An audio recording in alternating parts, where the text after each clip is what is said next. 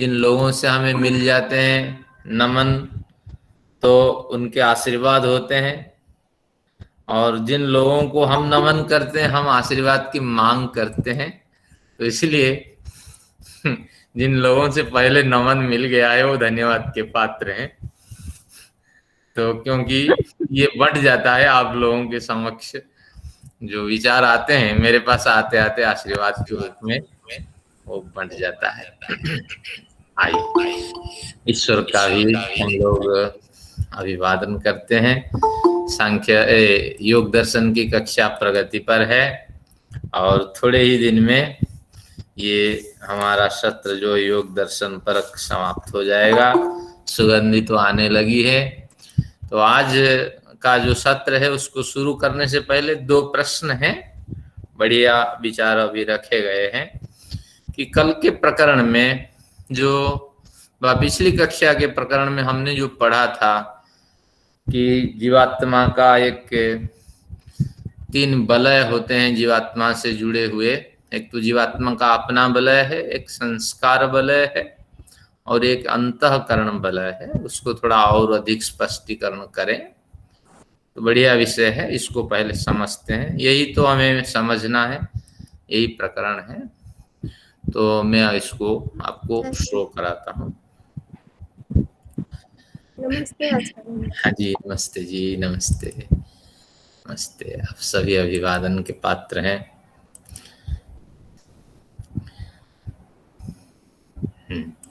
अब आपको दिख रहा होगा ये सब वलय है। ये 3 साइकिल्स हमने बनाई हैं।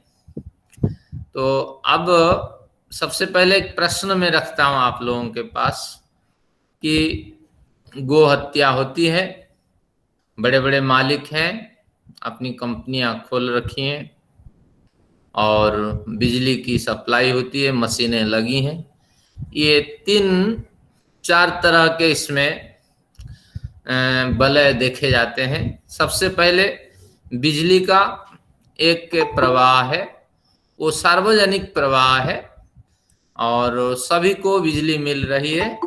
और उस फैक्ट्री वाला जिसने गो हत्या की व्यवस्था बना रखी है उसको भी बिजली मिल रही है, उसकी कंपनी को बिजली आ रही है। अब फैक्ट्री वाला जो बहुत सी मशीनें बना रखी हैं जिनसे गो हत्या होती है, हमारे शास्त्रों में तो कहा कि तेसाम शीर्षाणी हर्षापि वृश्च, यानी जो गाय को मार करके प्राणियों को उसके दूध से वंचित करता है, तो ऐसे व्यक्ति के गर्दन को हर्षा शब्द का मतलब हरण करने में समर्थ जो अस्त्र है, जो जिन अस्त्रों से गर्दन और धड़ अलग हो जाते हैं, तो ऐसे घातक अस्त्रों से इनके गर्दन को काट डालिए। यह काटने का संकेत जो है वो नहीं है, यानी उनको कठोर से कठोरतम दंड दें। वेद ऐसा नहीं कहता कि हत्या करो, प्राणी हत्या की ओर नहीं है, सबसे कठिन दंड उनको मिलना चाहिए। तो अब वो बिजली मालिक क्या करता है, बिजली को मशीनों में संयोजित करता है। एक बिजली का वलय है, एक बिजली का मशीन में संयोजन करने का एक वलय है। और जब मशीनें संयोजित हो जाती हैं तो उसके कर्मचारी हैं तो गौओं को बांध करके पटक देते हैं और उनका गर्दन कटता है, फिर उनको टुकड़े आदि कर दिए जाते हैं। ये एक चक्र है। इसमें दोषी कौन है? ना मालिक दोषी है। हम अगर गोहत्या कानून लागू करते हैं तो मालिक को पकड़ करके सजा देते हैं। तो अब हम इस वलय के माध्यम से समझेंगे ताकि विषय और अधिक स्पष्ट हो जाएगा। इनमें गौओं की हत्या किसने की? ना मशीनों ने गौओं की हत्या की। और मशीनों को चलाया किसने? ना बिजली के कारण मशीनें चली है, तो बिजली इसमें कारण है। लेकिन बिजली को संयोजित किसने बिजली को किया मशीनों के साथ? ना मालिक ने किया। तो अब देखा जाए कि बिजली भी एक कारण है, मालिक भी एक कारण है और गोहत्या भी एक कार्य है। इस गोहत्या रूपी कार्य को 2 कारण संपादित करते हैं। एक मालिक, अगर उसने उन मशीनों को ना खरीदता व उन मशीनों के साथ बिजली का संयोग नहीं करता व उसके निर्देश के उसके कर्मचारी लोग नहीं करते, तो निश्चित रूप से इनकी हत्या नहीं होती। अब अगर हत्या हुई, दुख हुआ, पीड़ा हुई, तो अब इसके भागी कौन बनेगा? न जो इनके विनिमय से जीना चाहता है, सुख भोगना चाहता है, और जिसकी कंपनियां हैं, जिसके मन में ये विचार आया है, जिसका ये प्रोजेक्ट है, जिसके अंदर लोग काम करते हैं, तो वो मालिक यहाँ दोषी है। तो निश्चित रूप से मालिक को हम दोषी मानेंगे, बिजली को दोषी नहीं मानेंगे। सार्वजनिक बिजली सबकी ओर जा रही है, तो ये ऊर्जा इसी तरह सबको मिल रही है, हम उसका उपयोग करें, सदुपयोग करते हैं। देखिए, ठंड पानी बना करके, प्याऊ बना करके लोगों को हम देते हैं, उसी से भोजन आदि बना के सरदार लोग बांटते हैं, लंगर आदि करते हैं। इन्हीं बिजलियों के प्रयोग से धार्मिक गतिविधियां चलती हैं, और हम देखिए उसी बिजली के प्रयोग से कक्षाएं शुरू करते हैं। तो तात्पर्य ये हुआ, यहाँ बिजली के दोष नहीं है, और यहाँ कर्मचारियों के भी दोष नहीं है, उनको आजीविका चाहिए। कुछ मात्रा में 1-2% दोष होंगे, आजीविका के बड़े माध्यम हो सकते हैं, इस माध्यमों को चुनना कहीं ना कहीं कम मेहनत से ज्यादा भोगों की चाह है। तो इसलिए 1-2-5% इनके खाते में, जो पुण्य खाते में से पुण्य डेबिट हो जाना है, ये दिखता है। लेकिन प्रमुख रूप से यहाँ दोषी मालिक है। अब हम चर्चा करते हैं, ये जो वलय मध्यवर्ती वलय है, ये बिजली का वलय है, जीवात्मा है। ये जो जीवात्मा अल्पज्ञ है, इसको ईश्वर ने ये अंतःकरण के साथ इसको इस शरीर में भेजा। और अल्पज्ञ जीवात्मा कहाँ जाए, जहां ईश्वर भेज दिया। अब जैसे भेजा, अब जो मालिक है, मालिक के स्तर का जो काम है, वो कौन सा काम है कि इस वलय में से ये जो आपका दिख रहा है रेड वलय है, रेड रजूर आगात्मकम विद्धि। एक ये रेड है, ये मजेंटा है, और ये व्हाइट है, 3 कलर है। तो ये जो रेड वलय है, यही प्रमुख रूप से दायी है, ये मालिक है, ये मालिक है, और ये मालिक है, ये सारे उसके कर्मचारी हैं, और ऑपरेटर्स हैं, और सारे उपकरण हैं, और ये उसकी फैक्ट्री है, ये सब कुछ है। तो इनकी उपस्थिति हो जाने पर मालिक को लगता है कि ये बड़ी कमाई होगी, तो अब हम संयोजना इसको कर लेते हैं। फिर हम क्या करते हैं, ऊर्जा ये जो बिजली है उसका संबंध बना लेते हैं मशीनों के साथ, फिर सारी गतिविधियां हम चलाते हैं। तो इसी को हमारे सांख्य शास्त्र में, सांख्य दर्शन हम पढ़ के आए हैं, तो उस सांख्य शास्त्र में इसी को कहा गया है। सांख्य दर्शन नोट करिए, आज जाके पढ़िएगा, 1.20 इसमें कहता है, तद्योगोप्यविवेकात् तत्योग अपि अविवेकात्। जीवात्मा शरीर में बंधता क्यों है? प्रारंभिक पर्याय में प्रश्न रखा गया, कहते हैं तद्योग प्रकृति योग तस्या वा तया प्रकृतया सह योग।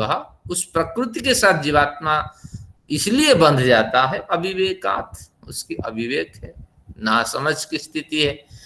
तो निश्चित रूप से अविवेक कहाँ है जीवात्मा के अंदर? जीवात्मा तो नित्य शुद्ध बुद्ध मुक्त है, जीवात्मा के अंदर कुछ कोई प्रवेश नहीं कर सकता, क्योंकि जीवात्मा भी असंगोयम पुरुष, एक मात्र अवयव से वो बना हुआ होता है, उसके अंदर न किसी का संयोग है, न किसी उससे कुछ किसी का वियोग होता है। ये बिल्कुल मानो एक परमाणु से बना हुआ एक अस्तित्व है, या एक परमाणु से बनी एक ऊर्जा है। तो जैसे परमाणु आप कहते हैं, परमाणु में भी इलेक्ट्रॉन, न्यूट्रॉन, प्रोटॉन और क्वार्क्स आदि पार्टिकल्स होते हैं, तो उस परमाणु से इसका अभिप्राय नहीं है। एक कण जिसे हम कहेंगे, उस एक कण से बनी हुई ये ऊर्जा है, उस कण को आप परमाणु कहिए, या सबसे छोटी इकाई जो है, जो किसी से उसका संबंध ही नहीं है, उसका अपना ही, वो एक अपना ही एलिमेंट से युक्त है। तो इसी तरह एक एलिमेंट से युक्त जीवात्मा तत्व है। लेकिन जीवात्मा तत्व जहां निवास करता है, उसके चारों ओर एक घन सूक्ष्म वलय है, सांद्रता के साथ एक सूक्ष्म वलय बना हुआ है, यही अज्ञान का वलय है। ये रेड कलर में आपको दिखाई पड़ रहा है, यही अविवेक है। कहते हैं अविवेक के कारण ही बंधन होता है। ये सूक्ष्म वलय हटता ही नहीं है, सब कुछ बदल जाता है, देश बदल जाता है, व्यक्ति बदल जाते हैं, संकल्प हमने कई बार कर लेते हैं इस काम को नहीं करना है, ऐसी स्थितियां जीवन में आए उससे दूर रहना है। लेकिन ये जो संस्कार वलय है इसमें हमारे प्रारब्ध जो निकले हैं कर्म संस्कार इसी में है, ये बाहरी आवरण में नहीं है। यहाँ तो मनोबुद्धि चित्त अहंकार अपना वर्कशॉप चलाते हैं अपने, लेकिन यहाँ जो है उसके रिजल्ट, जो प्रमुख रिजल्ट है वो यहाँ सूक्ष्म होकर के स्टोर होकर विद्यमान रहता है। तो ये सारे बदल जाते हैं, हम अपने को कहीं भी ले जाएं, लेकिन जो प्रवृत्ति हमारी है वह प्रवृत्ति, उस प्रवृत्ति को हवा मिलते ही वो प्रवृत्ति फिर आग की तरह उभरने लगती है। तो इसी को हम कहते हैं अविवेक। इसी अविवेक के कारण ही हमारा क्या होता है ना, बंधन होता है। और ये अविवेक कब हटते हैं कि बार बार लंबे समय तक अच्छे परिवेश में रहते हैं, अच्छी सोच के साथ रहते हैं। आज ही चर्चा होगी कि आज, बल्कि मैं कह देता हूं चर्चा में क्या है कि इस जीवात्मा का जो अज्ञान रूपी वलय है इसको हम हटाएंगे कैसे, प्रश्न उठा। तो ग्रंथकार कहते हैं आपको कुछ नहीं करना, कि इसको हटाना बड़ा आसान है, लेकिन आपको क्या करना कि एक उत्तम देश में निवास करना, उत्तम विचारों के साथ जीवन जीना और हमेशा अच्छाई ही सोचना और दूसरों के कल्याण ही सोचना। दूसरों को जो पीड़ा देना है वो अपने लिए ही वो पीड़ा प्राप्त होगी, इस तरह चिंतन करना। जब अच्छा विचार आप रखते हैं निश्चित रूप से अच्छे विचार से ही क्या होता है ना, संस्कार इस पे पड़ते हैं। और जैसे संस्कार पढ़ते जाएंगे, एक लंबे समय तक संस्कार पढ़ने से यहाँ जो विद्यमान संस्कार हैं, आपके क्रियमाण कर्मों के संस्कार हैं, वो तो नष्ट हो ही जाएंगे। जब संस्कार ही नष्ट हो जाएंगे, लेकिन प्रारब्ध कर्म कुछ बचेगा, वो आखिर तक आपको खींचेगा, क्योंकि प्रारब्ध कर्म में हम कुछ नहीं कर सकते, निकले हैं, लेकिन वो गौण होके रहेंगे। हमने अभी पढ़ा था योग दर्शन के प्रारंभ में कि प्रारब्ध कर्म जब पीड़ा देंगे उस समय हमें इतना कष्ट नहीं होगा, क्योंकि जिस तरह भट्टी होती है और उसमें लकड़ियां जलानी होती है, लेकिन शिथिल हो जाते हैं। अगर वही उन्हीं लकड़ियों को जलाना है, धीरे धीरे हम जलाते रहें तो उतनी पीड़ा नहीं होती है, उतने ताप नहीं मिलते हैं, लेकिन लकड़ियां भी जल जाती है धीरे धीरे। तो प्रारब्ध को हम झेल लेंगे, लेकिन प्रारब्ध को झेल लेने पर क्या होगा कि ये तो क्रियमाण कर्मों के संस्कार शिथिल हो चुके होंगे, तो इसलिए हमें प्रारब्ध इतना कष्ट नहीं देगा।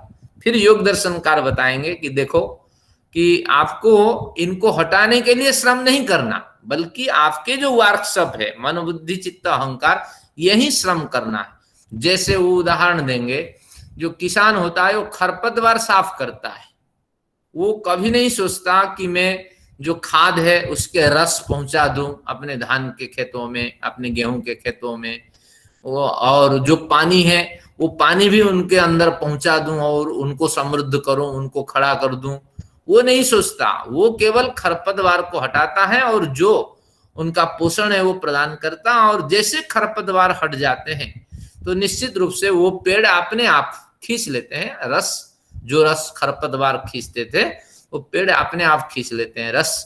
तो उसी तरह हमें अधर्मों को हटाना है। अभी सूत्र आएगा, वो सूत्र आप कोट करेंगे, महत्वपूर्ण सूत्र है।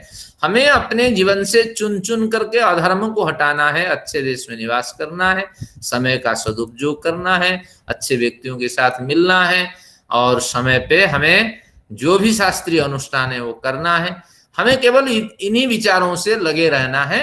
और फिर वो उदाहरण देंगे कि जैसे किसान है, वो मेड़ पे जाता है, लेकिन वो मेड़ भी कई तरह के होते हैं, कुछ ढालू मेड़ होते हैं, कुछ ऊंचे कुछ क्यारियों पे जाता है, कुछ ढालू क्यारियां होती हैं, कुछ ऊंची क्यारियां होती हैं, कुछ समान क्यारियां होती हैं। और पानी लेके सब जगह नहीं पहुंचाता, वो तो केवल बैरियर को काट देता है, मेड़ को काट देता है, जैसे काटता है पानी धीरे धीरे धीरे धीरे पहुंच जाता है। तो उसी तरह हमें अधर्म रूपी जो बंधन है, जो मेड़ है, उसको काट देना है। जैसे काट देंगे तो इसके संस्कार धीरे धीरे आएंगे। लेकिन मन बनाते रहिए कि हम क्रियमाण सारे संस्कार नष्ट कर देंगे लेकिन प्रारब्ध को नष्ट नहीं कर पाएंगे। आखिर जीवन तक हमें कष्ट कष्ट ही मिलेगा जब कष्ट भोगने के लिए लेके आए हैं, लेकिन पवित्र वातावरण में रहेंगे तो ये कष्ट नष्ट हो जाएंगे। लेकिन यहाँ कहता है अविवेक से हमारा बंधन होता है। जैसे हम विवेकवान बनते हैं तो ये वार्षक बढ़िया काम करने लगता है, मन बुद्धि चित्त अहंकार का। फिर इनके अच्छे संस्कार वर्षों पड़ते हैं, फिर अज्ञानता हट जाती है और फिर हम प्रतीक्षा करते हैं प्रारब्ध के संस्कार हट जाएं, और प्रारब्ध के संस्कार के हट जाने पर शरीर शांत हो जाता है, फिर जीवन मुक्त की स्थिति मिलती है, मुक्ति की स्थिति मिलती है।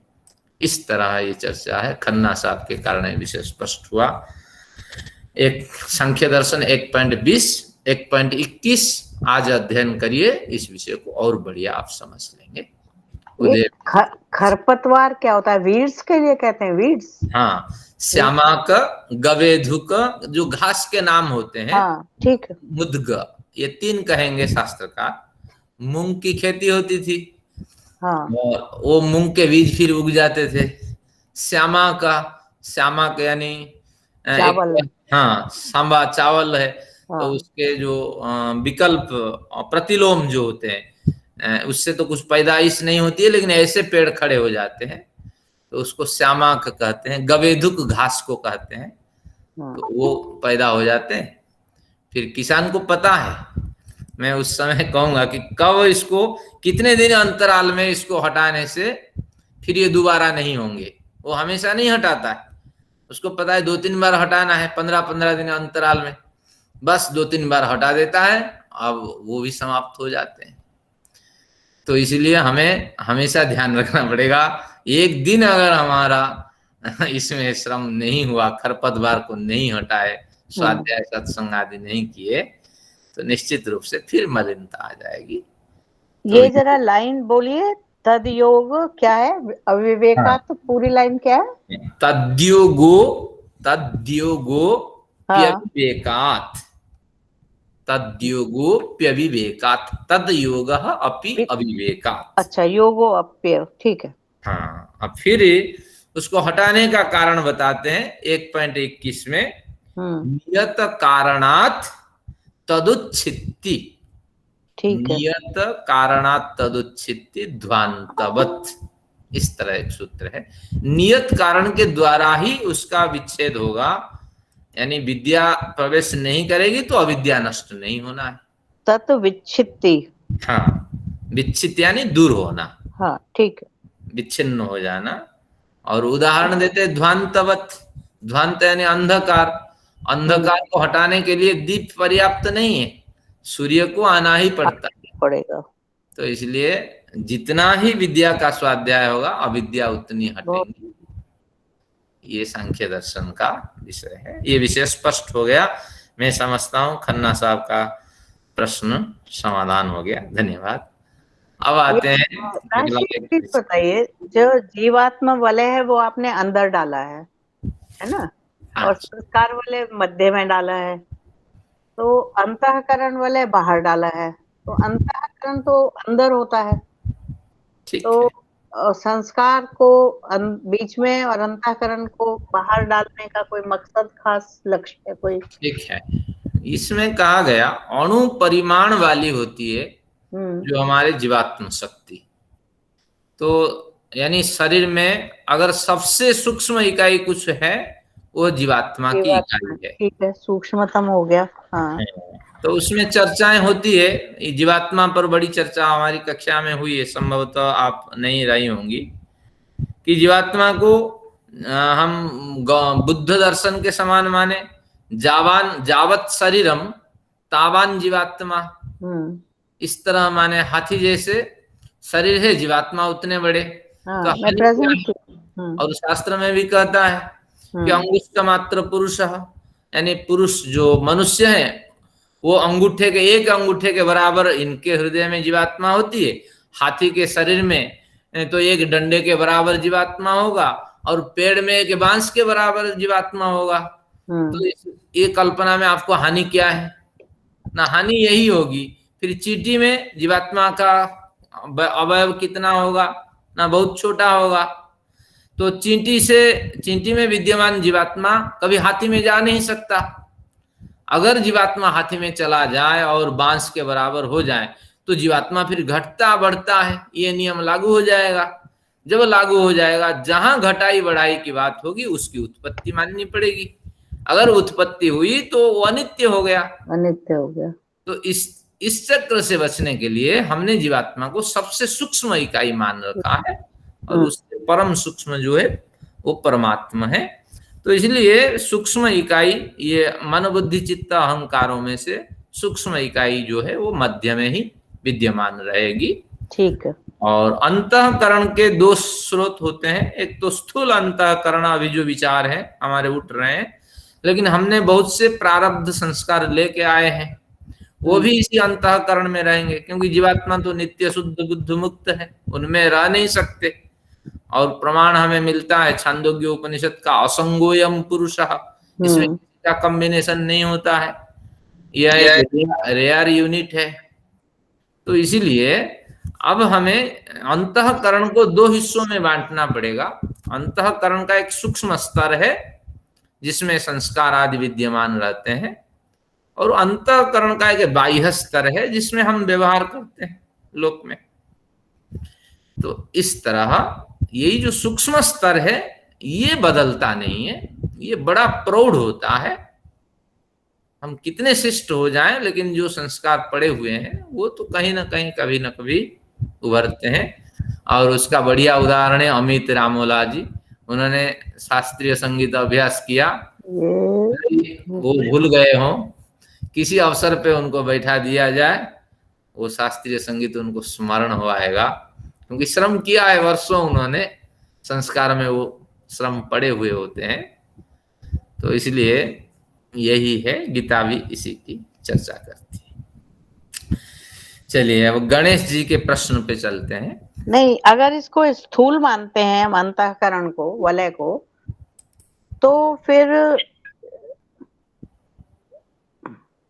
नहीं सर, स्थूल मानेंगे इसको, अंतःकरण तो स्थूल तो नहीं होता।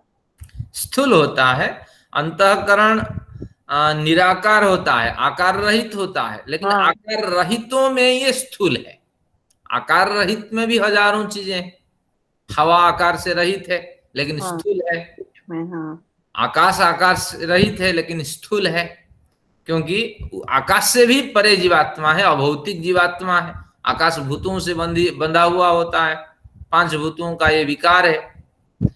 तो इस तरह अगर देखा जाए तो जो भौतिक ऊर्जा है, भौतिक साधन है, प्राकृतिक तत्व है, अंतःकरण प्रकृति से बना हुआ होता है, लेकिन सूक्ष्मतम एक स्रोत है अंतःकरण, और उसमें भी 2 स्तर है, एक स्थूलतर है और एक सूक्ष्मतर तत्व है।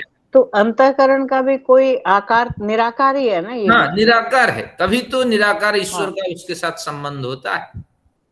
मन का आप आकार नहीं निकाल सकते। तो ये सब निराकार होने पर भी इनका अस्तित्व है, स्थूल अस्तित्व होते हैं इनके। बहुत बारीकी है। हाँ, ये शास्त्रों का ज्ञान है। ये गणेश जी का प्रश्न है, शायद कल इसी की चर्चा हुई थी, गणेश जी उपस्थित नहीं रहे। नहीं थे हम, लेकिन जो है वो अभी क्लियर नहीं हुआ था जरा। ठीक है, तो सभी ऊर्जाओं को प्रेरित करते हैं ईश्वर। तो ईश्वर सर्वव्यापक है, सारी ऊर्जाएं और सारे ठोस पदार्थ, सारी गैसीय जो गैसेस हैं, और जो भी आप कुछ देख रहे हैं, ये सभी ईश्वर से इनकी उत्पत्ति होती है, यानी ईश्वरीय प्रेरणा से ये प्रकट होते हैं, फिर अंत में ईश्वर में विलीन हो जाते हैं। सभी के मूल स्रोत परम पिता है। अब स्रोत से अभिप्राय है कारण स्वरूप है, ये प्रकृति के रूप हैं। ईश्वर तो अलग है, सच्चिद आनंद स्वरूप है, वो सर्वत्र व्याप्त हैं, लेकिन उस ईश्वर में ये एक अलग तत्व है, विजिबल एनर्जी, इनविजिबल एनर्जी, और उसके विभिन्न फॉर्म्स, ये ईश्वर में आश्रित रहते हैं। अब आपका प्रश्न है, ईश्वर अगर सभी ऊर्जाओं का परम स्रोत है, तो ईश्वरीय ऊर्जा हमें दिखनी चाहिए, प्रकाशित होनी चाहिए। ईश्वरीय ऊर्जा प्रकाश के योग्य नहीं है, क्योंकि सारी ऊर्जा जो है भौतिक स्तर में मानी जाती है। ये प्रकृति का स्वरूप है, और प्रकृति जब धीरे धीरे सूक्ष्म से स्थूल होने लगती है और कारण प्रकृति जब कार्य प्रकृति में बदल जाती है, तभी ये दिखाई पड़ती है। हमारे पास जो पृथ्वी, जल, तेज, वायु, आकाश का स्वरूप है, ये कार्य प्रकृति है। तो ईश्वर न कार्य प्रकृति है न कारण प्रकृति है, उनसे अतिशय सूक्ष्म है। तो इसलिए ईश्वर को, ऊर्जा में जो स्वरूप ईश्वर है उसको हम देख नहीं सकते। और लेकिन प्रयोगशाला में जैसे हवा का निर्णय हो जाता है, उसकी फ्रीक्वेंसी नापी जाती है, इलेक्ट्रॉन्स के स्वरूप निर्धारित होते हैं, और एक्सरे का स्वरूप निर्धारित होता है प्रयोगशाला में। इस तरह ध्यान आदि साधन के माध्यम से हम ईश्वर से जुड़ सकते हैं। वो एक योगशाला है, ये एक प्रयोगशाला है। प्रयोगशाला में भूत भौतिक स्वरूप का निर्णय करते हैं, योगशाला में चित्त चैत्य स्वरूप का निर्णय होता है। वेदांत दर्शन में इस तरह चर्चा होगी, भूत भौतिकम चित्त चैत्यम, इस तरह एक प्रकरण आता है 2य अध्याय में वेदांत दर्शन के, वहां ये विषय और अधिक स्पष्ट होगा। तो इसलिए ईश्वर को हम देख नहीं सकते बिना ध्यान धारणा समाधि के और वर्षों श्रम के। उनके जो ऊर्जामय स्वरूप है उसका साक्षात्कार हो नहीं सकता। फिर आगे शास्त्रकार कहता है कि ऐसी उम्मीद भी नहीं रखना कि एक जन्म में हो जाए। बहुत से सिद्धांत हैं वो स्पष्ट ही नहीं होंगे और मस्तिष्क में वो घूमते ही रहेंगे। कई वर्षों के बाद, कई जन्मों के बाद वो सिद्धांत स्पष्ट होंगे। तो इसलिए ये गंभीर विषय है और इस पे आप मनन चिंतन करें, समाधि लगाएं। तो बढ़िया प्रश्न आपका, धन्यवाद। आइए आज का कुछ विषय उठाते हैं, या और कोई प्रासंगिक प्रश्न देख लीजिए। अभी तो शास्त्रों का अध्ययन होगा। चलिए कुछ पढ़ते हैं, प्रश्न तो आते रहेंगे। जब प्रश्न अपने में आप समाधान करने लगेंगे तब जा करके आपको लगेगा कि हमारा अध्ययन पक गया है, कुछ समाधान हमारे हाथ लग रहे हैं। आइए अब देखते हैं कैवल्य पाद। इसमें शुरू में, इससे पूर्व उन्होंने तो कह दिया सत्व पुरुषयो शुद्धि साम्य कैवल्यम, सत्व पुरुष की समान शुद्धि हो जाने पर कैवल्य की प्राप्ति होती है। ये कैवल्य क्या है, हम कैसे अकेलापन महसूस करेंगे, कैसे अंतःकरण से हम अपने को हटाएंगे।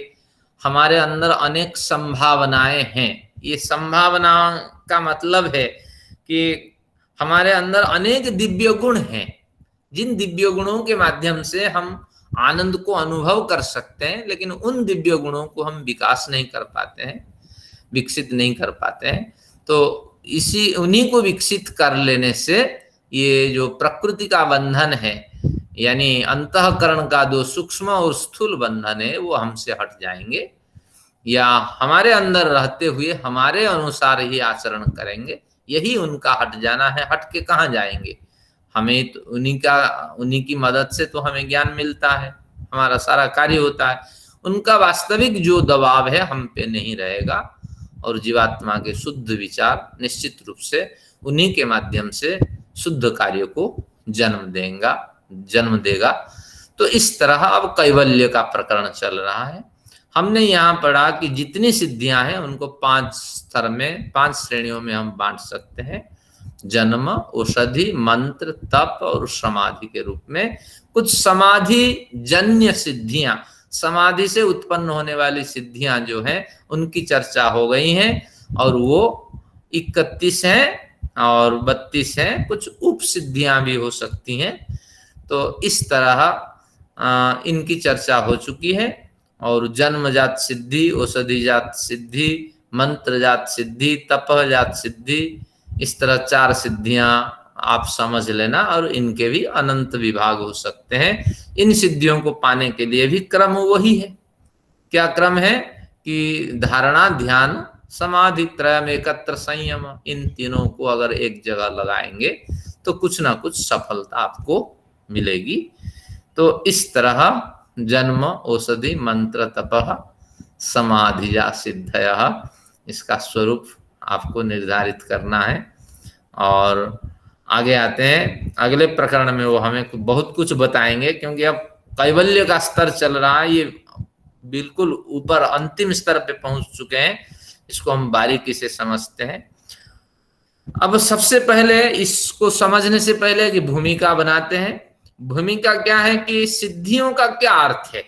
जब सिद्धियों का प्रकरण शुरू हुआ था, मैंने बताया था सिद्धियों की परिभाषा है कि शारीरिक रूप से, मानसिक रूप से और इंद्रिय जन्य स्वरूप से जब आप अपने अभिष्ट दिशा में कुछ उत्कर्षता प्राप्त करते हैं, जिस दिशा में आप जानना चाहते हैं, जाना चाहते हैं, सफलता प्राप्त करना चाहते हैं, उस दिशा में अगर आपको शारीरिक सफलता मिलती है, मानसिक सफलता मिलती है, इंद्रिय जन्य सफलता मिलती है, जो सफलता दूसरों की तुलना से आपको अधिक मिलती है, तो उसी को हम क्या कहते हैं कि सिद्धि कहते हैं। जैसे जो वर्षों आप ध्यान लगाएंगे, आनंदमय स्वरूप की कल्पना करेंगे कि हे ईश्वर आप आनंदमय है। मेरी परिभाषा के हिसाब से मैं तो इसी को आनंद मानता हूँ, बसंत की फुहार को मानता हूँ, प्रातः काल सायंकाल सूर्योदय को मानता हूँ,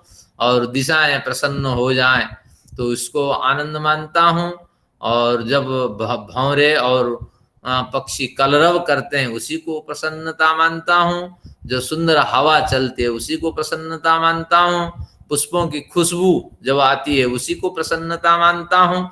निश्चित रूप से इन प्रसन्नताओं से भिन्न आपकी प्रसन्नता है, आपके पास विद्यमान आनंद है, और आप आनंद के गुण के खान नहीं बल्कि आप ही आनंद स्वरूप हैं। तो मैं इन्हीं प्रसन्नता, इन्हीं आनंदों के साथ कुछ समय बिताता हुआ आपकी प्रतीक्षा करता हूं कि आपके आप कुछ अनुभव करूं, आपके साथ जुड़ जाऊं। तो वर्षों अगर इस तरह आप साधना करते हैं तो ये प्रसन्नताओं की गिनती करते करते आपको भी आनंद आने लगेगा कि निश्चित रूप से असमय में मैं बसंत का अनुभव कर रहा हूं, मैं पक्षियों के कलरवों से प्रसन्नता प्राप्त कर रहा हूं, जो फूलों की खुशबू है वो मुझे प्राप्त हो रही है। ये अनुभव सिद्ध बात है। अगर वर्षों कर रहे हैं तो अचानक आपको इस तरह आनंद की अनुभूति होने लगेगी। तो तात्पर्य ये हुआ कि आपके इंद्रियां जो हैं, आपकी इंद्रियां वो उत्कर्षता की ओर, अभिष्ट दिशा में वो आपको ले जा रही हैं। तो इसी तरह जब शारीरिक रूप से, मानसिक रूप से और इंद्रियजन्य सिद्धि के रूप में, इंद्रियजन्य सफलता के रूप में आपको उत्कर्ष प्राप्त होते हैं, तो उसी को हम सिद्धि कहते हैं। अब ये कहते हैं शारीरिक सफलता कैसे मिलती है, बताओ। शारीरिक स्तर पे हम सिद्धियों का कैसे अनुभव करते हैं? क्या इसमें क्रम है कि शरीर हमारा साथ देता है और हमें एक सिद्धि की ओर शरीर ले जाता है? बताओ। हाँ, तो इस प्रकरण को शुरू करते हैं। फिर वो कहेंगे मानसिक स्तर में हमें कैसी सफलता मिलती है, कैसी सिद्धियां मिलती है, बताओ। फिर इंद्रिय स्तर में हमें कैसी सफलताएं मिलती है। तो एक शारीरिक स्तर पे हमें जो सिद्धियां मिलती हैं उसकी चर्चा ये करते हैं। क्या करते हैं? जात्यंतर परिणाम। एक जात्यंतर परिणाम होता है, प्रकृत्या आपुरात। अब इसको दो टुकड़ों में पहले तोड़ते हैं। प्रकृत्या आपुरात, प्रकृति के ऊपर, प्रकृत्या के ऊपर आपको एरो लगा के लिखना होगा कि उपादान कारण से, उपादान कारण द्वारा, आपुरात यानी उपादान कारण द्वारा अपने को परिपूर्ण करने से, उपादान कारण द्वारा अपने को परिपूर्ण कर लेने से। अब फिर इन दोनों के बाद अब इसको देखते हैं जात्यंतर परिणाम। देशांतर यानी भिन्न देश, जात्यंतर यानी भिन्न जाति। आप भिन्न जाति में पहुंच जाते हैं, शरीर में ऐसा परिवर्तन हो जाता है, आप भिन्न जाति में पहुंच जाते हैं। अब जाति, आयु, भोग तीनों होते हैं, हमें प्राप्त होते हैं। क्लेश मूलः कर्माशयः जाति सती मूले तद्विपाको जात्यायुर्भोग। इस तरह हमने सूत्र पढ़ के आए, किसमें? द्वितीय अध्याय में, कि सति मूले, मूल के विद्यमान होने पर, यानी आपके कर्माशय में क्लेश युक्त कर्म के विद्यमान होने पर और आपके संस्कारों में क्लेश युक्त कर्मों का अनुष्ठान होते रहने पर निश्चित रूप से अगले जन्म निर्धारित आपका होगा। और किस हिसाब से? जाति, आयु, भोग। कोई जाति, कोई किसी प्रजाति में आपका जन्म होगा, उस प्रजाति की जो औसतन आयु है वो कुछ तो निर्धारित करके ईश्वर भेजेगा, और भोग भी उस हिसाब से निर्धारित होगा। जिस आयु में जन्म होगा भोग उस हिसाब से आपको मिलेगा। तो इस तरह हमने पढ़ के आए। वहां जाति, जाति का मतलब है नित्य।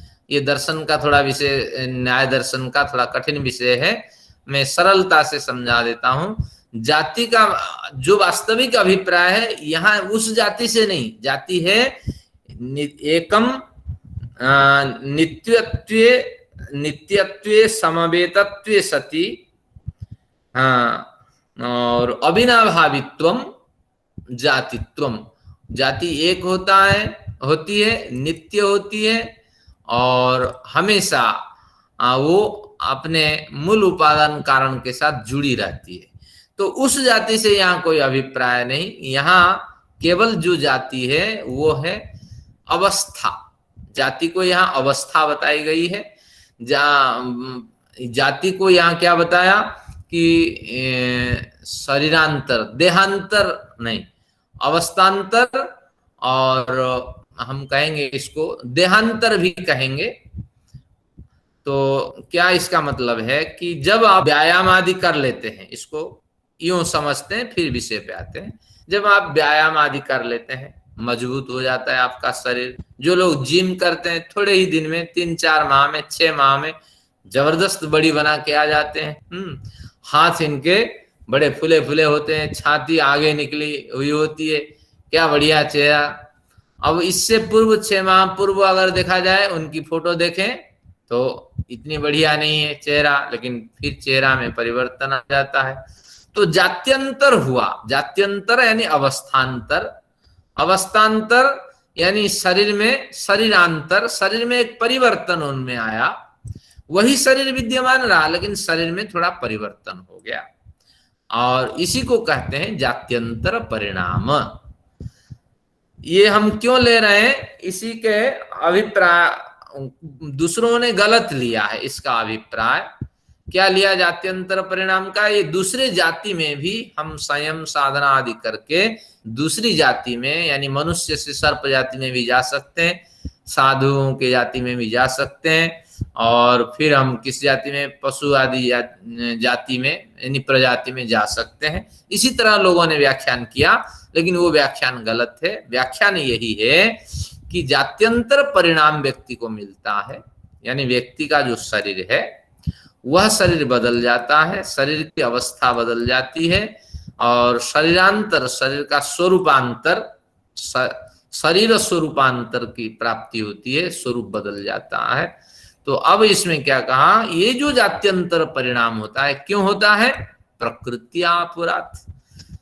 इसकी जो प्रकृति है, शरीर की प्रकृति क्या है? 5 भूतों से शरीर बना हुआ है, और इसके मूल में जो प्रकृति है वो 3 धातुएं हैं, वात, पित्त, कफ। और उसकी जड़ में देखें 8 और उसके प्रमुख स्रोत होते हैं, अष्ट चक्रा, यानी रस, रक्त, मांस, रसाश्रृंग, मांस, मेद, रस, रक्त, मांस, मेद, मज्जा, शुक्र, अस्थि, मज्जा, शुक्र। रस, रक्त, मांस, मेद, अस्थि, मज्जा, शुक्र, ये 7 धातुएं हैं। और साथ में ओज, ये अगर सक्रिय रूप से चलते हैं तो ओज की प्राप्ति होती है। यही 8 चक्र होते हैं, शरीर को मजबूत रखते हैं।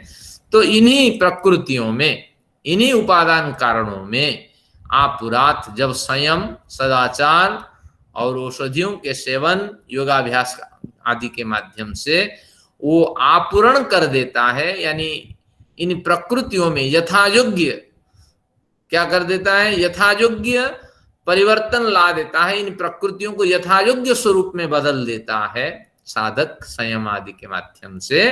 तो जात्यंतर परिणाम की उसकी प्राप्ति हो जाती है, यानी वो जात्यंतर परिणाम को प्राप्त करता है, उसका अवस्थांतर परिणाम होता है। जात्यंतर का मतलब अवस्थांतर परिणाम उसको प्राप्त हो जाता है, या शरीर स्वरूपांतर स्थिति उसको मिल जाती है। बिल्कुल सूत्र का यही अभिप्राय है, लेकिन यहाँ जाति भिन्न जाति के अर्थ में नहीं है। और आर्ष मान्यता के भिन्न जितने भी गीता प्रेस देखिए और जिन जिन योगियों ने श्रम किया है, इन्होंने कहा है कि मनुष्य अपनी जाति को बदल देता है, यानी वो पशु जाति में भी जा सकता है साधना आदि करके। यही इसका वास्तविक रूप से कि इन शरीर पे उसकी सफलता है, शरीर पे उसको प्राप्त होने वाली सिद्धि है, जो यहाँ नहीं घटती है।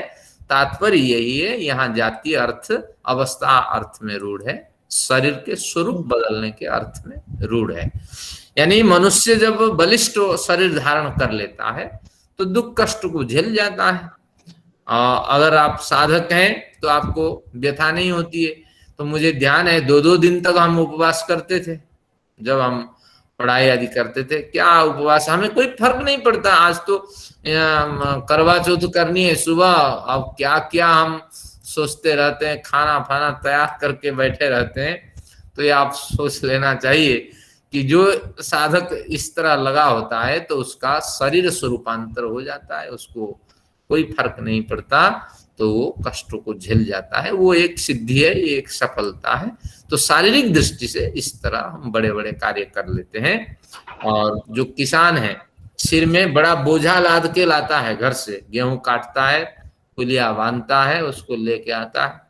और वही क्या उसने क्या किया कि प्रकृति आपुरात, शरीर वही है, शरीर की प्रकृति को उन्होंने ऐसे सदाचार से आपूरित कर दिया है कि वो बोझा लेके आराम से वो आ जाता है। अब वही एक माता को बोलिए आप 5 किलो आलू लेकर के बाजार से घर पहुंचिए, वो हाँफ जाएगी।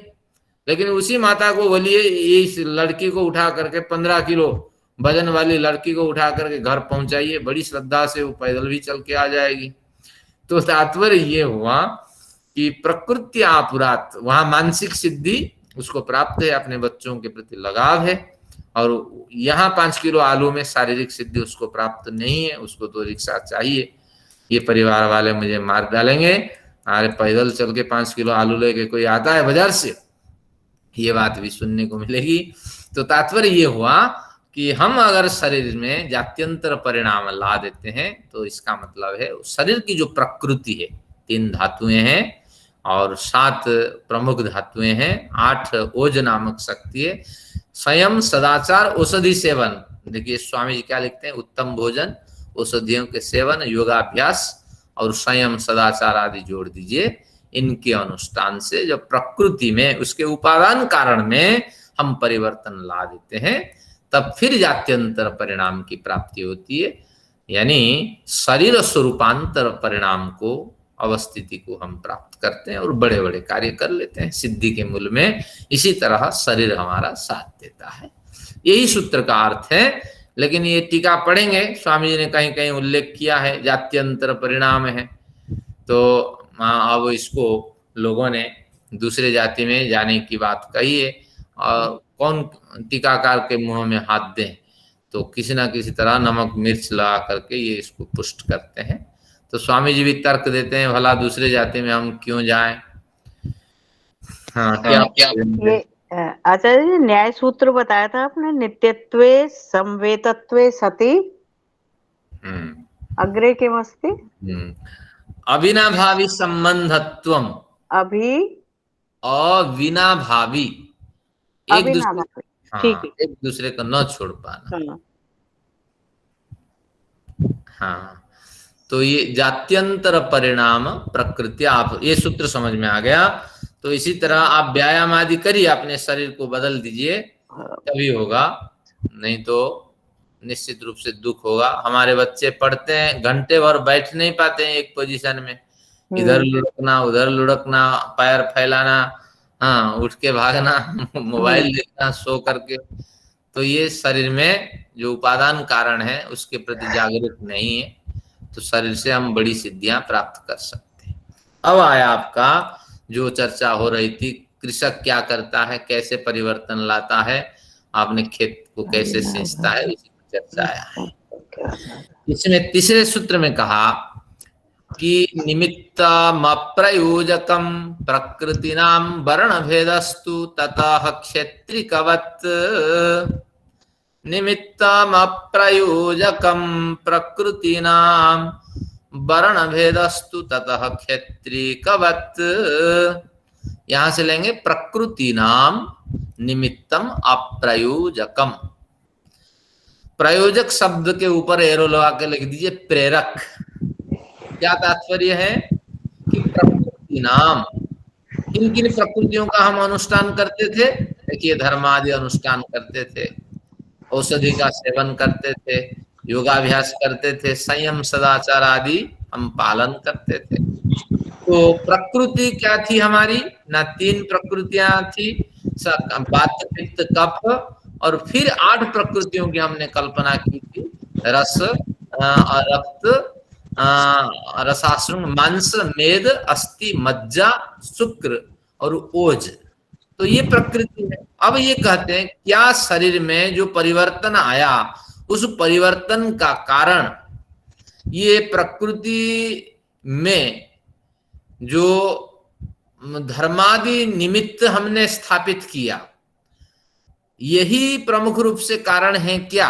प्रकृति शरीर की 3 प्रकृति और 5 उसके मूल स्वरूप हैं, पृथ्वी, जल, तेज, वायु, आकाश। ये प्रकृति के, शरीर प्रकृति के ये स्वरूप हैं। तो उसमें हमने जो अप्लाई किए, क्या क्या अप्लाई किए? कि धर्मादि निमित्त, औषध सेवन, योगाभ्यास, संयम सदाचार आदि जो निमित्त हमने इनमें अप्लाई कर दिए। तो इन निमित्त को हम क्या प्रेरक माने? शरीर में जो अचानक परिवर्तन हो गया, इन परिवर्तनों के कारण औषधि सेवन को माने, योगाभ्यास को माने, व धर्माचरण को माने।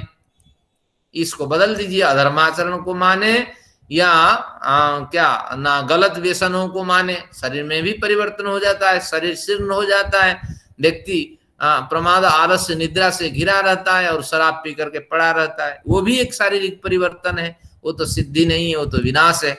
तो यहाँ तो सिद्धि की चर्चा चल रही है कि प्रकृति में जो परिवर्तन हमने ला दिया और उसमें जो निमित्त हमने अपनाए, तो इसको हम प्रयोजक प्रेरक माने। शास्त्रकार कहते हैं नहीं, वो प्रेरक नहीं, वो कोई बड़े प्रेरक नहीं, अप्रयोजकम, इसको हम प्रेरक नहीं मानते हैं। प्रेरक तो और कुछ है। क्या प्रेरक है? उदाहरण देते हैं, वर्ण भेदस्तु ततः क्षत्रिकवत्। क्षत्रिक शब्द को लेते हैं, क्षत्रम करोति इति क्षत्रिकः, जो क्षेत्र को कर्षण करता है, कृषि कार्य करता है, क्षेत्र की सुरक्षा करता है, वो क्षत्रिक है। तो क्षेत्र यहाँ खेती के अर्थ में, खेत के अर्थ में है। तो क्षत्रिक का मतलब कृषक, कृषक के समान। कृषक क्या करता है? वर्ण भेद का निर्माण करता है। वर्ण का मतलब आवरण, तो आवरण को भेदन कर देता है। यानी जब पानी उसको चलाना है खेत में, तो पानी के जो बंधक है, प्रतिबंधक है, तो उन्हीं प्रतिबंधक जो मेड़ आदि पदार्थ हैं उनको हटा देता है, सारे खेत में पानी भर जाता है। तो उसी तरह खरपतवार को हटा देता है 15-15 दिन के अंतराल में 2-3 बार, बस अब पोषण पौधों को मिल जाता है। तो आचार्य जी, हाँ एक प्रश्न। आचार्य जी, हम अपने कैवल्य पाद में चल रहे हैं, जिसमें धारणा, ध्यान और समाधि से संबंधित ले रहे थे। तो धारणा, ध्यान, समाधि में तो हमारा शारीरिक उन्नति होना तो उसका कोई विशेष प्रयोजन है ही नहीं, और दूसरा मानसिक के बारे में तो आपने बताया नहीं, ना इंद्रिय जो है उनके बारे में हमारी चर्चा नहीं हुई, खाली शारीरिक में थी। तो शारीरिक सिद्धियां जो है आपने बताई, तो इसमें धारणा, ध्यान, समाधि में हम शारीरिक सिद्धियों के लिए तो थे ही नहीं, हमारा धारणा ध्यान तो ईश्वर प्राप्ति के मार्ग में था। तो ये सिद्धियां जो है, इनका उसका प्रयोजन कहाँ हुआ? ठीक है, चर्चा करते हैं उसकी।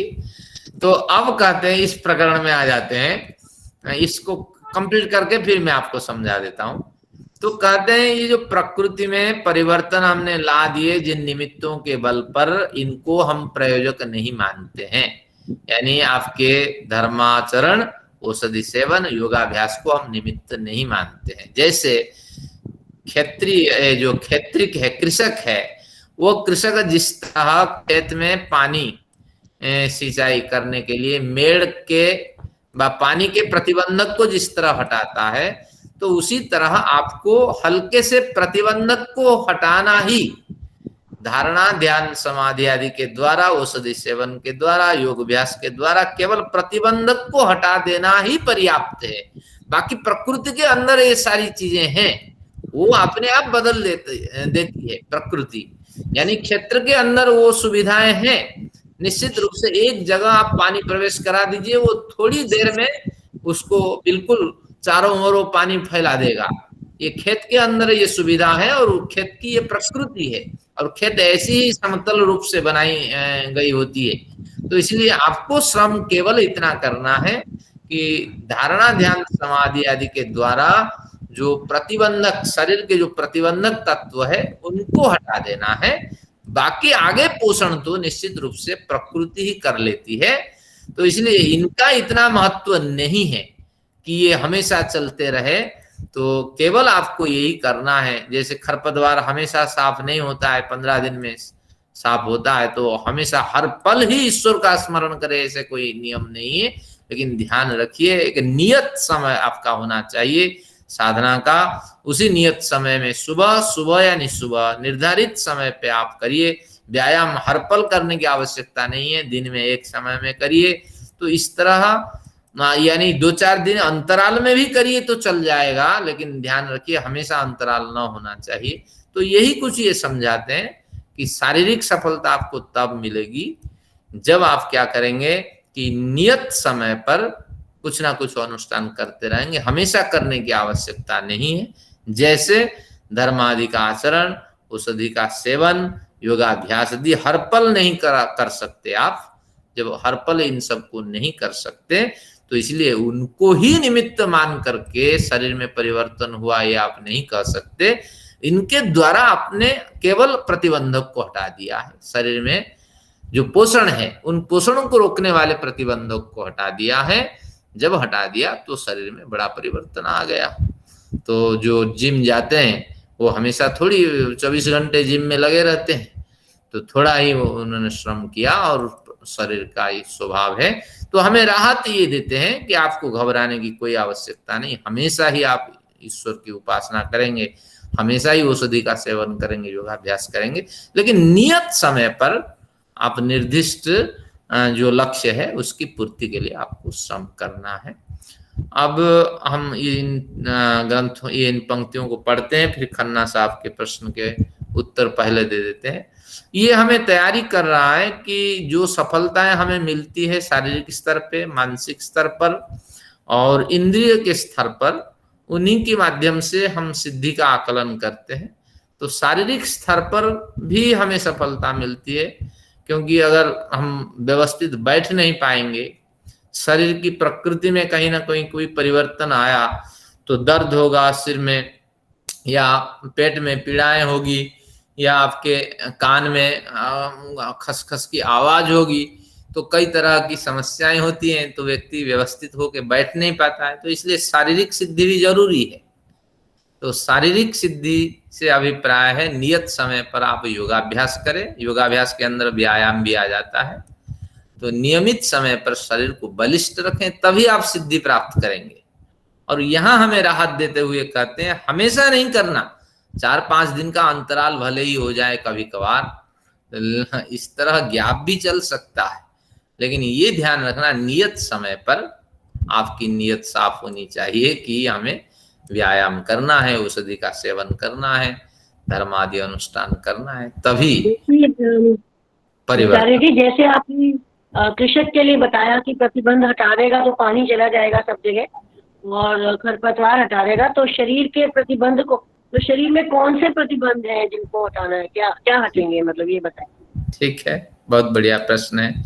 आपका शरीर, आप वर्षों से खा रही हैं, आपका शरीर दुबला पतला है। अब इसके पीछे क्या एक जेनेटिक कारण हो सकता है, लेकिन कुछ क्रियमाण कर्मों के माध्यम से उसमें भी हम बदलाव ला सकते हैं। लेकिन अभी तक आपका शरीर दुबला पतला बना हुआ है, कहीं ना कहीं कोई प्रतिबंधक है शरीर में जो आपको हमेशा दुबला पतला बना रहा है। तो अगर व्यायाम आदि आप करते हैं और नियमित समय पे भोजन आदि आप लेती हैं और जो भी शरीर को और मजबूत और स्वस्थ करने के लिए जो भी क्रियाएं शास्त्रों में बताई गई हैं उसका पालन करती हैं, तो आप भी जिम जाने वाले व्यक्ति के समान मजबूत और बलिष्ठ दिखाई पड़ेंगी और बहुत से कार्य जो अभी आपसे नहीं हो रहे हैं वो कार्य भी आप संपादित कर सकती हैं। तो कहीं ना कहीं कोई कमी है और जो कमी हमें निश्चित रूप से दुखी करती है तो वही शरीर के प्रतिबंधक हैं और उसको हटाने के लिए हमें प्रयत्न करना चाहिए। ये इसी का यही अभिप्राय है। ऐसा करते हैं, ये पूरी पंक्ति पढ़ लेते हैं क्योंकि ये एक प्रासंगिक पंक्तियां हैं, तो फिर आप प्रश्न रखिएगा। न हि धर्मादि निमित्तम तद प्रयोजकम प्रकृति नाम भवति। व्यास जी लिखते हैं, इसको खोलते हैं कि धर्मानुष्ठान ही हो और वही कारण ही है आपके शरीर को मजबूत बनाने में, तो हम इसको नहीं मानते हैं। प्रकृति को बदलने में धर्मादि ही प्रमुख कारण, हम ऐसा नहीं मानते हैं। एक निमित्त कारण है, थोड़ी देर के लिए वो आ जाते हैं, आप जिम आदि पे आ जाते हैं, थोड़ी देर के लिए आप योगाभ्यास आदि कर लेते हैं, दिन भर आप प्रसन्नता से युक्त रहते हैं। ये प्रकृति के समान उपादान कारण नहीं है। जो योगाभ्यास है और जो साधना आदि है ये प्रकृति के समान उपादान कारण नहीं।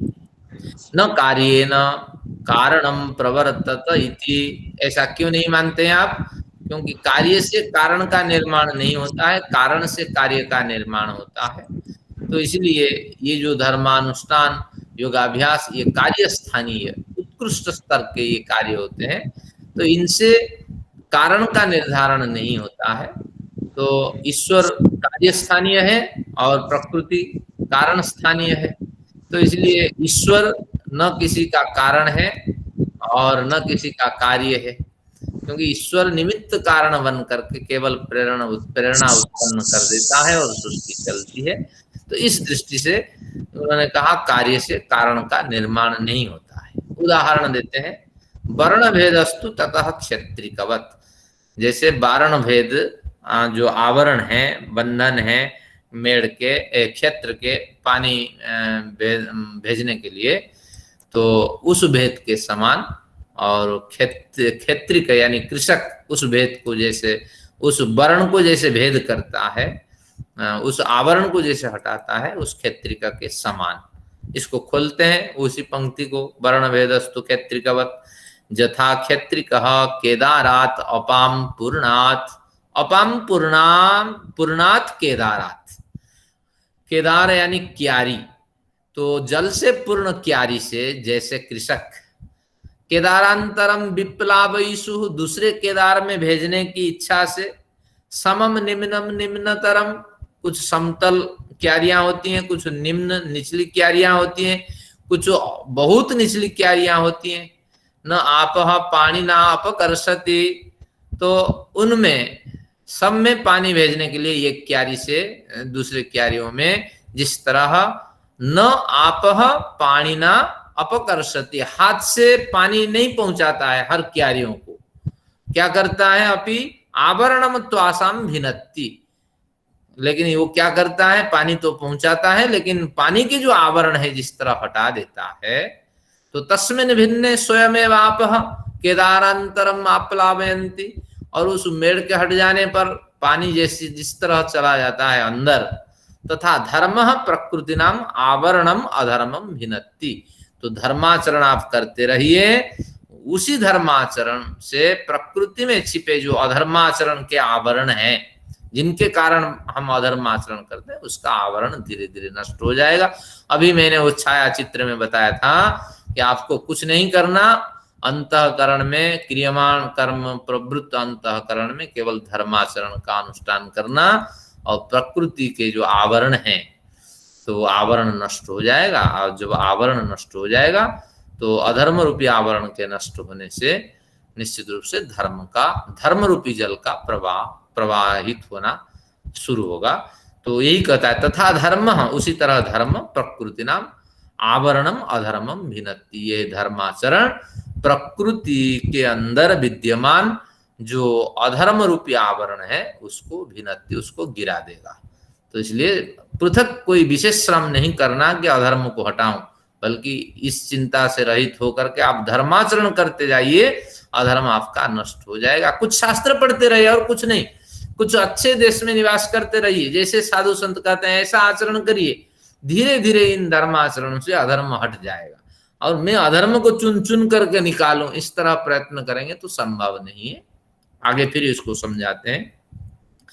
तस्मिन् भिन्ने स्वयमेव प्रकृतयः स्वं स्वं विकारम आप्लावयन्ति। तस्मिन् भिन्ने, उस मेड़ के टूट जाने पर, स्वयमेव प्रकृतयः स्वं स्वं विकारम आप्लावयन्ति, खेत की जो प्रकृतियां हैं, पौधों को जो पुष्ट करती हैं, उस अपने विकार शुरू कर देते हैं, प्रारंभ कर देते हैं, और उस विकार के कारण पूरा खेत जल से भर जाता है। फिर एक उदाहरण और देते हैं।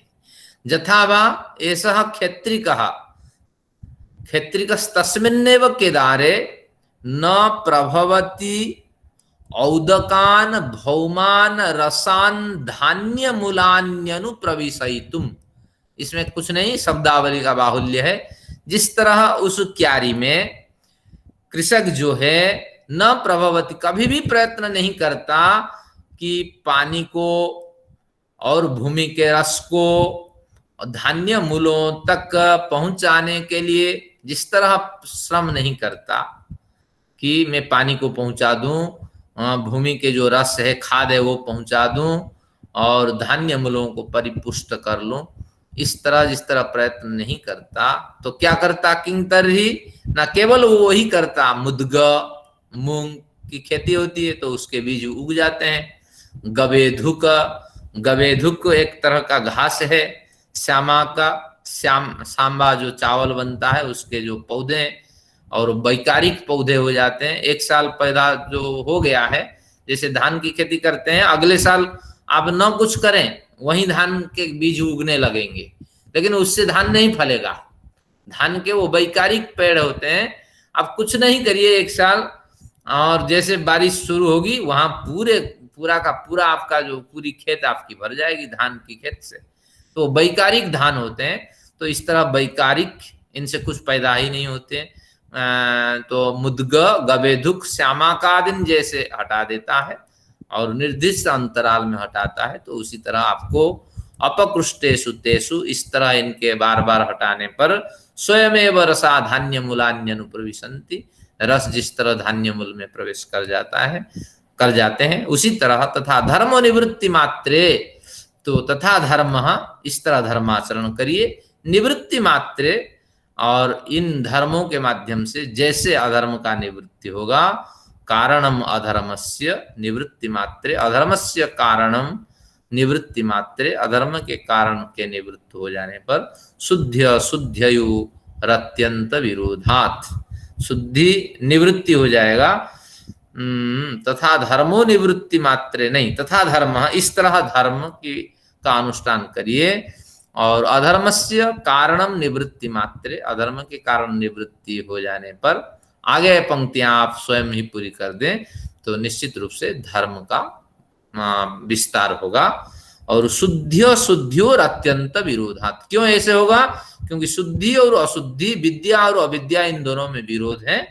विद्या का मार्ग है तो अविद्या उसमें घुस नहीं सकती, और अविद्या का क्षेत्र है तो विद्या उसमें घुस नहीं सकती। न तो प्रकृति निवृत्तो धर्म हेतुर्भवति, तो कभी भी आप नहीं सोचना कि प्रकृति जो उपादान कारण है उसमें परिवर्तन लाने के लिए धर्म ही उपादान रूपी हेतु है, हमेशा ही ये बना रहेगा, जो उपादान होगा हमेशा ही बना रहेगा, ऐसा आप मत सोचिए। ये निमित्त कारण है, थोड़ी देर के लिए आपका अनुष्ठान करना है आप इन सब का। अत्र नंदीश्वरादयः उदाहर्या, कुछ उदाहरण उन्होंने दिया जो हमारे योग दर्शन में हम पढ़ चुके हैं। कहाँ पढ़ चुके हैं योग दर्शन में? कि 2.12 में जो व्यास भाष्य में, उसमें हमने पढ़ा नंदीश्वर करके एक बड़े संत रहे, और वो शिव जी के चेला थे, और शिव जी के द्वारा इतना प्रभावित हुए कि वो सेवक के श्रेणी में, शूद्र श्रेणी में पैदा होने पर भी वो संत कहलाए, यानी अपने में परिवर्तन उन्होंने कर दिया, धर्मांतर उसका हो गया, जात्यंतर हो गया वो। फिर एक नहुस करके बड़े राजा रहे, हमारे पुराण में कथा आती है, लेकिन वो इतना दुष्ट रहे, इतने दुष्ट रहे वो वे, और कईयों को लात मारते रहे, दंड देते रहे। आखिर में समाज में उनको सर्प के नाम से जाना गया। तो यानी उनका सर्प जैसा उग्र आचरण रहा। तो नंदीश्वरादय आदि से नहुस का उदाहरण इसमें दिया गया 2.12 योग दर्शन व्यास भाष्य में। तो वहां से आप समझ लेना चाहिए कि धर्म आचरण और अधर्म आचरण के कारण नंदीश्वर और नहुस आदि उदाहरण यहाँ देखे जा सकते हैं। विपर्जयेण अपि अधर्म धर्मम बाधते, ये तो सारा सिद्धि के प्रकरण में सारा प्रकरणों का कथन हुआ। लेकिन विपर्जय से विपरीत रूप से आप इसी तरह समझ सकते हैं कि जो अधर्म है वो धर्म को भी बाधा देता है। ततश्च अशुद्धि परिणाम, और अगर धर्म को अधर्म बाधा देता है तो अशुद्धि परिणाम की उत्पत्ति होगी, यहाँ सिद्धियां नहीं मिलेगी। तत्रापि नहुस अजगरादे उदाहर्य, तो यहाँ से नहुस को अजगर के रूप में हमने अभिहित किया, हमारे प्राचीनों ने कहा है। तो ये उदाहरण भी आप देख सकते हैं।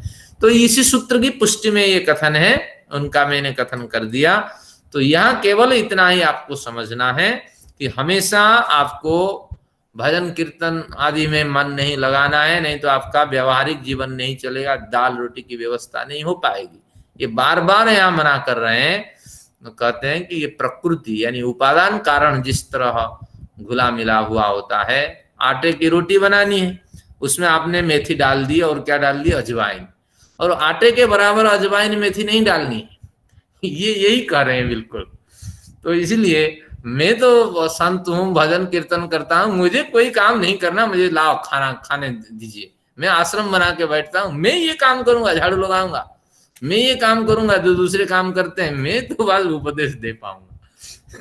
तो यही बिल्कुल हमें ठोक पीट करके कहते हैं सब काम आप करिए, लेकिन एक नियत समय पे आपको धर्मानुष्ठान करना है, और अधर्म का विनाश जल्दी हो जाए और चुन चुन कर मैं उनको निकालूं, इस तरह श्रम न करिए।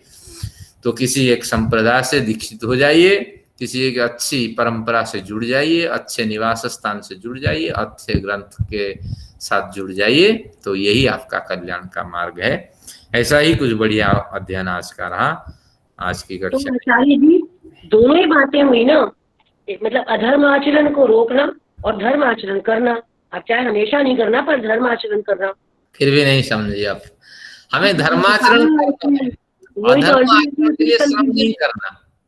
यहाँ तो यही कहा, हमें धर्माचरण करते रहना है, अधर्म आचरण को रोकने के लिए श्रम नहीं करना।